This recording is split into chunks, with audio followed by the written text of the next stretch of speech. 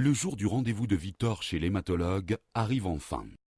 Après une prise de contact, le médecin questionne Victor sur ses antécédents personnels et familiaux afin de rechercher d'éventuelles maladies sanguines malignes, des maladies du système immunitaire ou des cancers. L'hématologue procède ensuite à un examen clinique. Il recherche à la palpation la présence de ganglions de taille variable, indolores, mobiles, fermes ou la présence d'une grosse rate. Puis, il s'intéresse aux analyses biologiques de Victor. La LLC est une maladie touchant les cellules sanguines. La numération de formules sanguines, la morphologie et l'immunophénotypage sont les 3 examens qui permettent d'établir le diagnostic formel de LLC et d'écarter d'autres pathologies. La numération de formules sanguines peut être réalisée dans tous les laboratoires d'analyse sanguine. Victor a déjà réalisé cet examen, qui a d'ailleurs mis en évidence un taux élevé de lymphocytes. L'examen morphologique est le 2e examen utile au diagnostic formel de LLC. Il est réalisé au microscope par un cytologiste, c'est-à-dire un médecin spécialisé dans l'analyse des échantillons sanguins.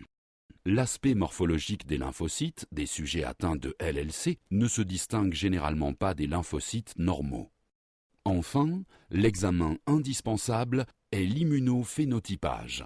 C'est un examen décisif pour le diagnostic de la LLC.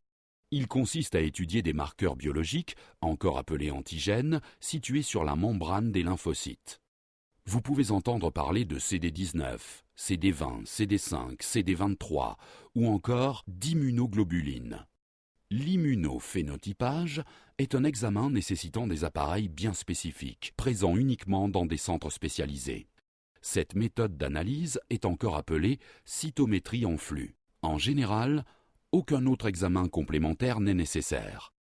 Toutes ces analyses seront demandées rapidement par votre hématologue et les résultats seront obtenus en quelques jours. L'hématologue demande donc à Victor de bien vouloir réaliser ces examens pour confirmer le diagnostic.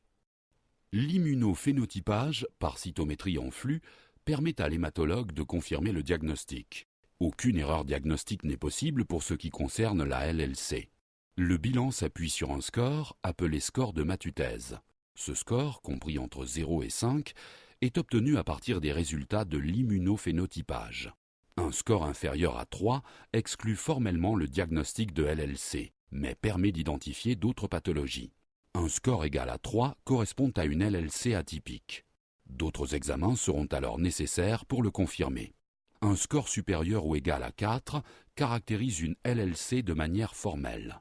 En cliquant sur le bouton « Conduite à tenir », vous pourrez accéder à une interview du professeur Troussard qui explique sa manière de procéder pour déterminer une LLC chez un patient présentant un taux très élevé de lymphocytes. Enfin, un clip vidéo vous permettra de connaître l'envers du décor en suivant le parcours de votre tube de prélèvement sanguin en vue d'un diagnostic formel de LLC.